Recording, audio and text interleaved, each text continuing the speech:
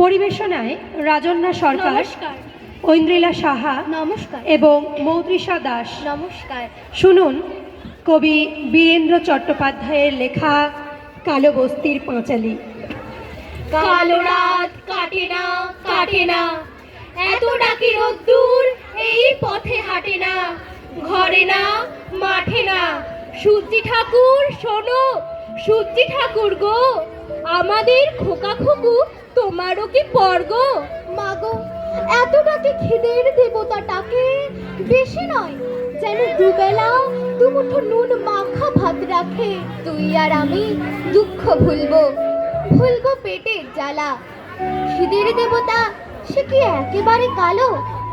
বাছারে আমরা অচ্ছুত, তাই যেভাবে যতই ডাকো কোনো দেবতাই বস্তিতে আসে না কো। আয় রোদ্দুর আয়, আয় আমাদের ন্যাংটা খুকুর নোংরা বিছানায়।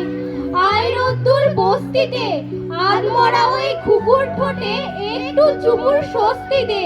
আয় লক্ষ্মী আয় রে সোনা, এইটুকুতেই জাত যাবে না।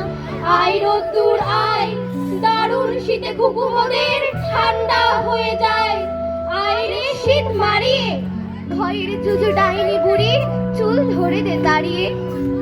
আই লক্ষ্মী আয় রে সোনা, রাত গেলে কি ভোর হবে না? শূন্য উঠান, শূন্য মাচা, শূন্য ভাড়ার ঘর, এমন দিলে বাছারে তোর এ কোন কঠিন জ্বর। এর ঝাঁটা ওর লাথি খেয়ে পেরেছিস তুই ছেলে, বাঁচবি কি তুই এই জ্বরেও উপসে দিন গেলে?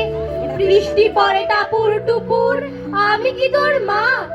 চোখের জলে ঘর ভেসে যায়, তাপ তো কমে না। ক্ষুধার আগুন দাও দাও দাও, কান্না ভেজা ঘরে। মায়ের কোলে দুধের শিশু দুধ ছাড়া আজ মরে। বাইরে বাতাস আছড়ে পড়ে, আমি কি তোর মা? ঝাঁটা সইলাম লাথি সইলাম, কি জন্যে সোনা? বাইরে বাতাস আছড়ে পড়ে, আমি কি তোর মা? ঝাঁটা সইলাম লাথি সইলাম, কি জন্যে সোনা? বাইরে বাতাস আছড়ে পড়ে, আমি কি তোর মা? ঝাঁটা সইলাম লাথি সইলাম, কি জন্যে সোনা? নমস্কার।